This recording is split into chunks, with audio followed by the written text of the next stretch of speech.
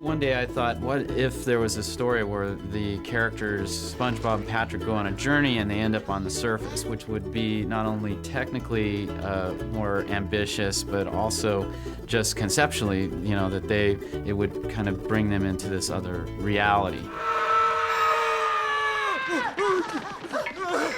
That was really the thing that led me to be interested in trying to do a feature with the characters. It's a road movie. It's a great road movie, adventure, and it's just nuts. I am continually dazzled and delighted with what these guys are coming up with. SpongeBob came from my interest in the ocean. I was interested in scuba diving early on and surfing and really basically loved the ocean. And it's just the most fascinating place. But I also am interested in animation, so really SpongeBob is a combination of these two things that I really enjoy. I was interested in doing a show that starred one character that was kind of an innocent, based on some of the classics like Chaplin and Laurel and Hardy, that sort of humor where these childlike characters unhinge everybody around them. In your face! It dawned on me that a sponge was a really odd animal, and that would make a really strange, oddball kind of the center of the world. Look at this little guy. That's really where that idea of doing a character about a sponge came from. Originally, SpongeBob was going to be a realistic sea sponge. He looked like a loofah mixed with a rock, mixed with a potato. Not really telegenic or pleasing to the eyes. And I was still looking for that kind of squeaky, clean nerd, and I drew a square sponge, like a sink sponge, which isn't a real sponge. Those are actually fake. You know, they're cellulose. But it looked so funny, and it seemed to fit the personality I was looking for. And that's really when things started to take off. I had this square, sponge-shaped oddball that was going to embody innocence in this show. SpongeBob is an adult character that acts like a child, and he has a child's perspective, and he's well-meaning, but this often causes him trouble.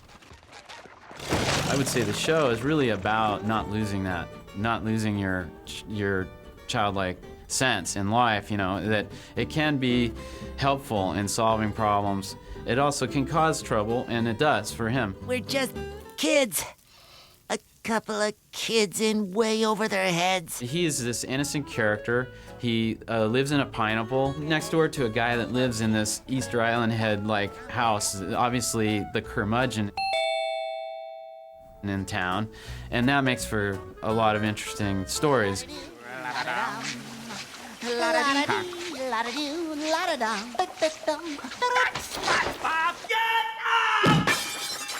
I am Roger Bumpus, and I play Squidward J. Tentacles.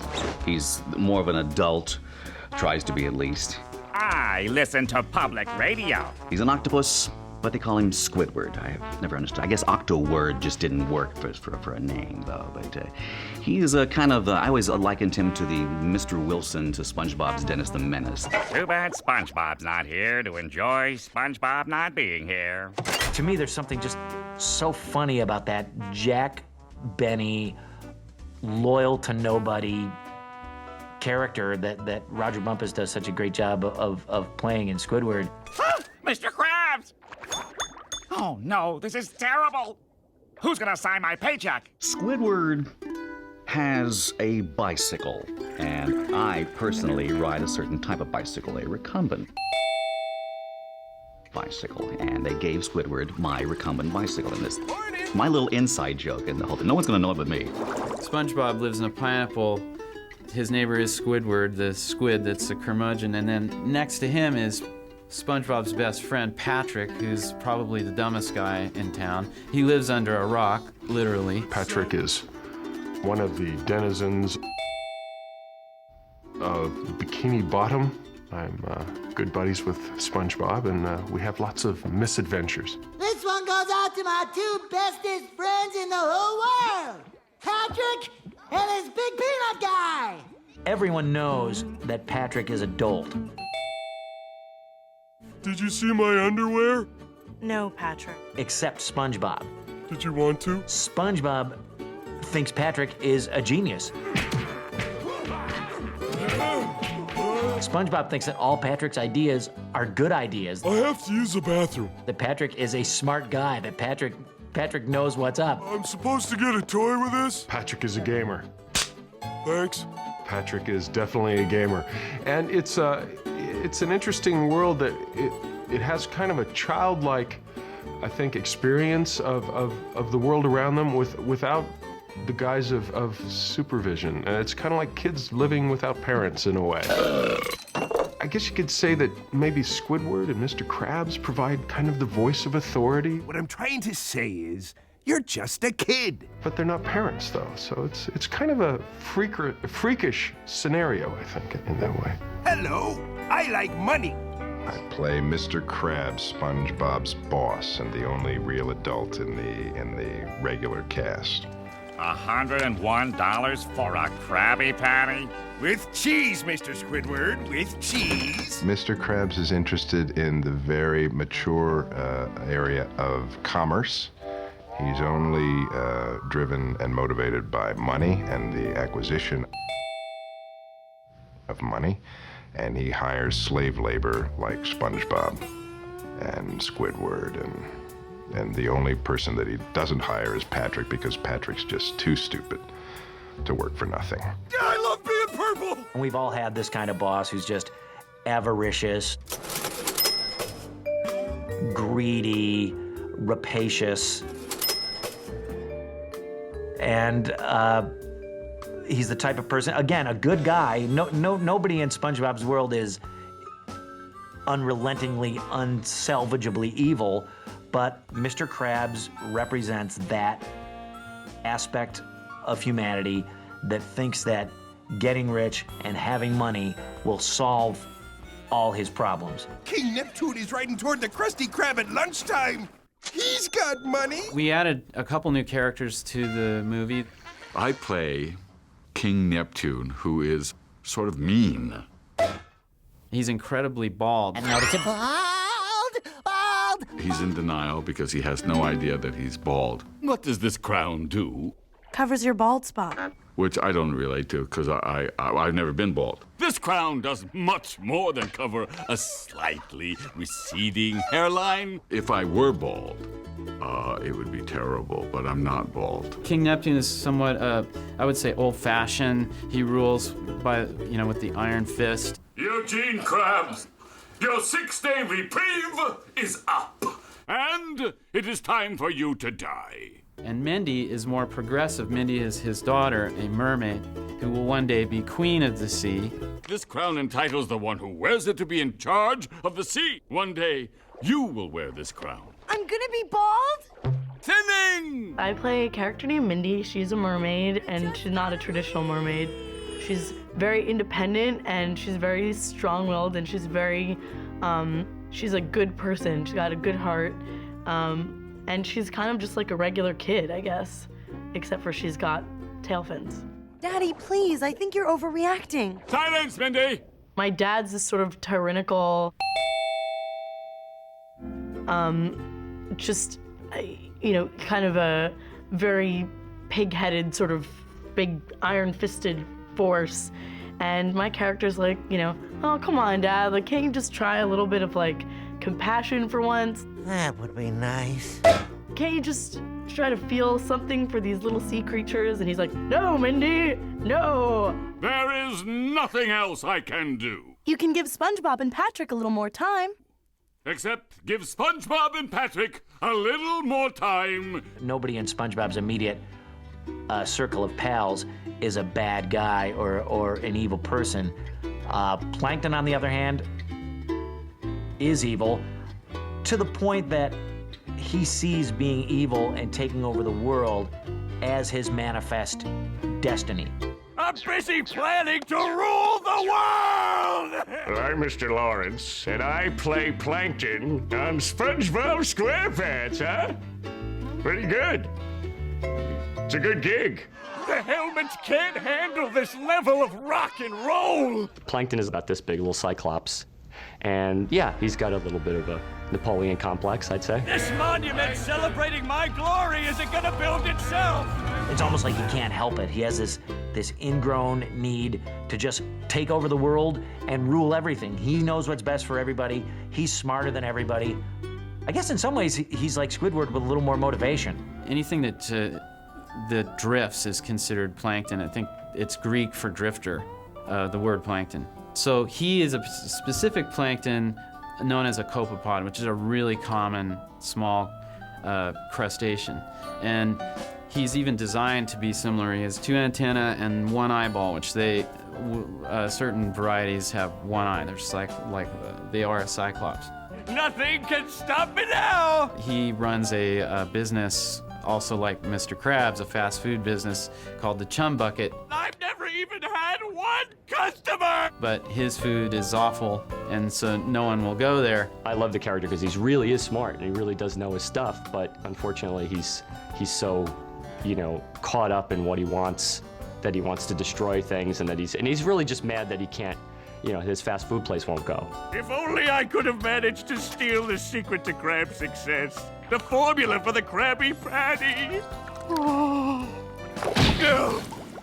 Then people would line up to eat at my restaurant. He wants to steal the secret formula to the Krabby Patty, or for the Krabby Patty, and which is a ridiculous thing to even care about anyway. Well, I like to hang around, but I've got Krabby Patties to make. I'll be with my daughter and her friends, and they'll say, "Is it true that you're in the SpongeBob movie?"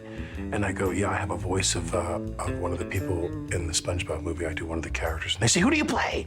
Who do you play?" Name's Dennis. I've been hired to exterminate you. Who works for Plankton? And as soon as I play Plankton, they're all like, "Ooh, Plankton." Plankton was very specific. Plankton? You know, ooh, we hate Plankton.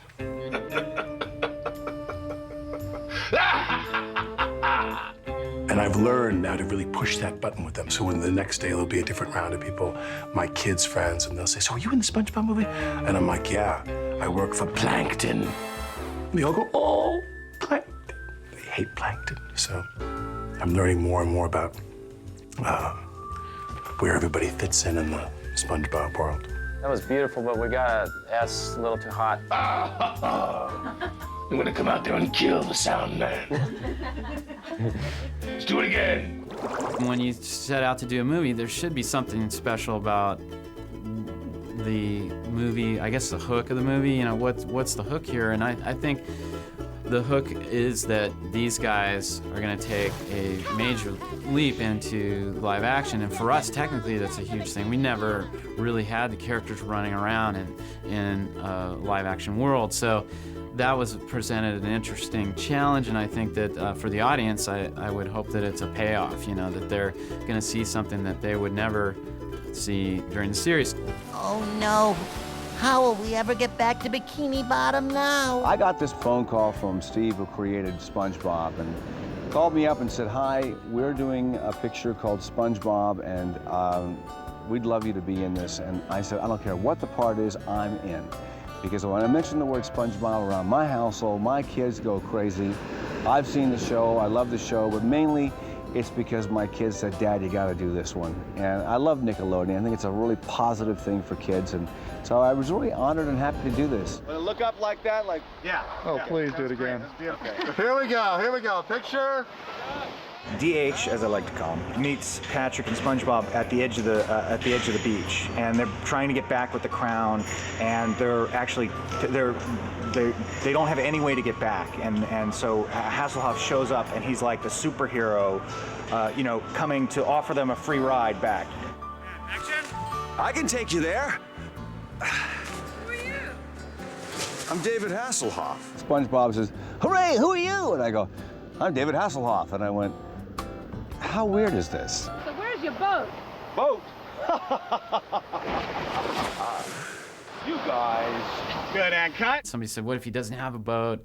And so he just swims, and basically Hasselhoff comes running down the beach when they need help and puts him on his back and swims to Bikini Bottom, which is out in the middle of the Pacific. Hooray for Hasselhoff! This is our enormous 13-foot Hasselhoff body. Oh! The double size. 700-pound David Hasselhoff replica with hair from a yak. This is from a yacht. And we built a double-sized version because of all the action that takes place on Hasselhoff's back. Go, Hasselhoff! And we didn't want to ask Hasselhoff to lay in this position for 2 weeks straight while we filmed macro photography on his back. Once Hasselhoff is bringing SpongeBob and Patrick back to Bikini Bottom, and he's cruising along like a speedboat. They're actually riding on his back, and Dennis shows up, and there's a whole fight sequence on the back, goes all up and down the legs, like as if it's a fight on top of a train from an action movie, and like SpongeBob's in danger of falling off into the water, and so there's all these great, shots looking down the legs, and all these amazing shots that we couldn't have gotten with an actor.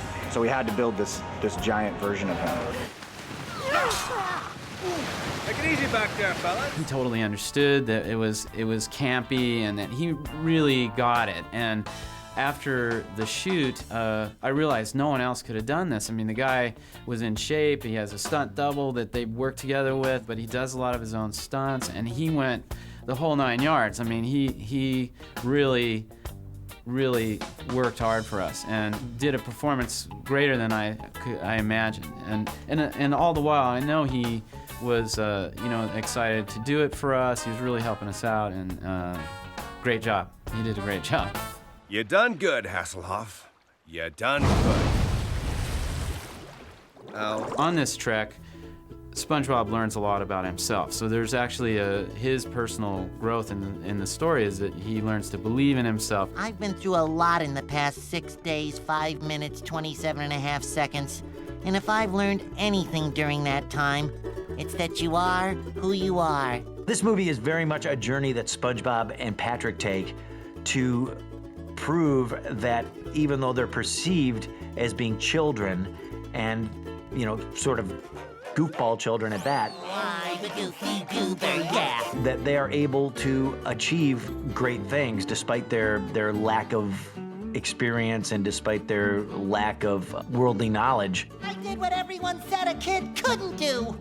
I made it to Shell City, and I beat the Cyclops, and I rolled the Hasselhoff, and I brought the crown back! I guess it is a little bit of a wish fulfillment fantasy that a child would have, is that everything is riding on the green kids just because they're the last people left. Hooray! We made it! That's kind of a sidebar. The most important thing is that Mr. Krabs is in peril. It's a story about a crab, and he's been framed by his nemesis Plankton. That's the story. SpongeBob, me boy! I'm sorry I ever doubted you. That's a mistake I won't make again. Oh, Mr. Krabs, you old soft serve. Oh, I'm a goofy goober, yeah. You're a goofy goober, yeah. We're all goofy goobers, yeah. Goofy, goofy, goober!